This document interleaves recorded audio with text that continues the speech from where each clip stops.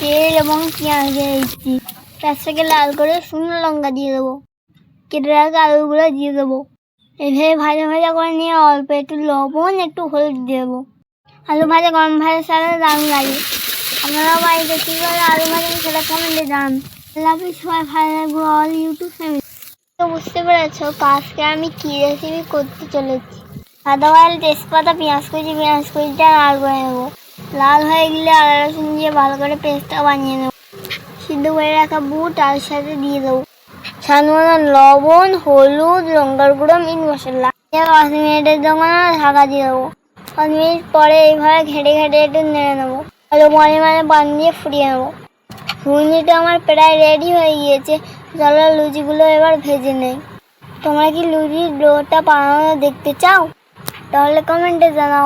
আমার ভিডিওটা দেখছো প্লিজ আমার চ্যানেলটিকে সাবস্ক্রাইব করে দাও। এদিকে আমার এক চুপলি লুচি ভাজা হয়ে গিয়েছে। আল্লাহ হাফেজ, সবাই ভালো। নয় রান্নার জন্য ডালটা প্রথমে ধুয়ে নেব।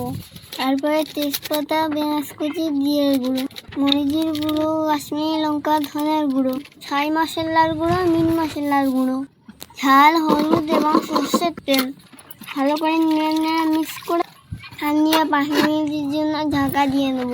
শুকনো হয়ে আসলে এইভাবে নেড়ে ঘেটে নেব। তারপরে পানি দিয়ে ফুটিয়ে নেবো। 2 চামচ লবণ দিয়ে দেবো। আদা রসুনের পেস্ট বানিয়ে নেবো। ডালের উপরে দিয়ে দেবো এবং পেঁয়াজ ও আদা রসুনের যেই তেলটা ছিল সেটাও ডালে দিয়ে দেবো। শেষে কটি এলাচ দিয়ে ডালটাকে ফুটিয়ে নামিয়ে নেবো। লাফি বানালাম উজ্জে ভাজা। সাদা অয়েল, পেঁয়াজ কুচি, আদা রসুন বাটা দিয়ে দিলাম। এবার মরিচের গুঁড়ো, জিরের গুঁড়ো, ধনের গুঁড়ো। এবার এতে অ্যাড করবো মিট মশলা। তারপর অ্যাড করবো কাশ্মীরি লঙ্কার গুঁড়ো, অল্প একটু ছাই মশলাটা বানিয়ে কুচে রাখা উজ্জগুলো দিয়ে দেবো মশলাতে। অল্প একটু লবণ দিয়ে ভালো করে নাড়াচাড়া করে দেবো। তারপর একটু হলুদের গুঁড়ো এবং লঙ্কার গুঁড়ো দিয়ে দেবো। এই সমস্ত উপকরণগুলোকে ভালো করে ভাজা করে রেডি। আল্লাহ হাফেজ। দারুণ স্বাদের মাছের ঝোল। পেঁয়াজ কুচি দিয়ে দেবো, সর্ষে বাটা। এবার এতে অ্যাড করবো আদা রসুন বাটা। তারপর 1 চামচ লঙ্কার গুঁড়ো, 1 চামচ হলুদের গুঁড়ো। এবারে দিয়ে দিচ্ছি মশাল তেল। তারপরে দিয়ে দেবো 2 চামচ লবণ।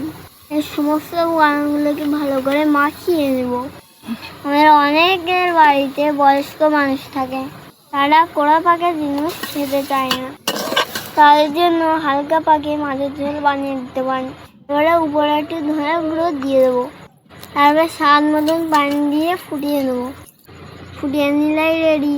আল্লাহ হাফেজ, সবাই ভালো থাকবেন। দেখা হচ্ছে পরে। টাটা।